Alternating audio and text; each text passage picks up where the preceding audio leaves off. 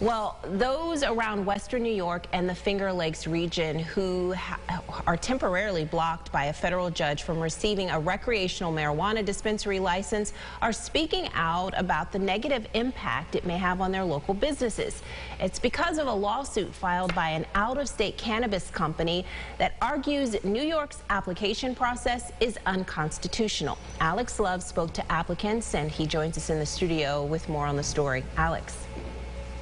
Well, initially, Teresa, the Office of Cannabis Management was only approving applicants with companies that were from or headquartered in New York and showed they were negatively impacted by old marijuana prohibition laws. But WROC NY1 argues that violates the interstate commerce protections.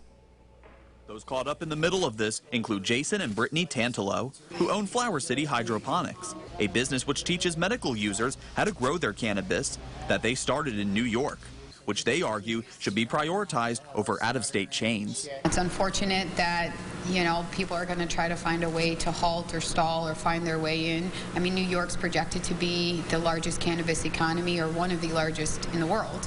So you can see why people would be interested in delaying or intervening if they can. He could have went and got himself a banking account, and that would have established a significant presence in the state.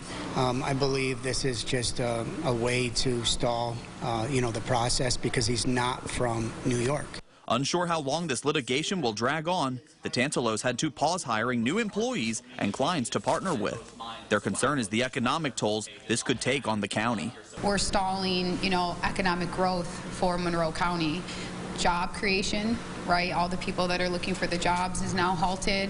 Revenue, tax dollars that are supposed to be reinvested into disenfranchised community and help rebuild Rochester, that's halted. Without regulated dispensaries to go to, the Tantalos and their colleagues also fear marijuana sales on the streets will continue to fuel crime and reach people underage. When you have an overproduced product with not enough legal supply and demand, fuels the gray market heavily, and it impacts sustainability over the long term.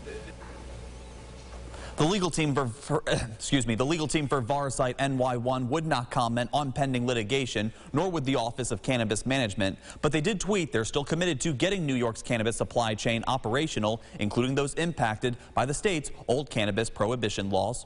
Teresa? Okay, Alex, thank you. Other areas of the state prohibited from receiving a recreational marijuana license due to this lawsuit include Brooklyn, the Mid-Hudson, and Central New York areas. For more on the story, visit rochesterfirst.com.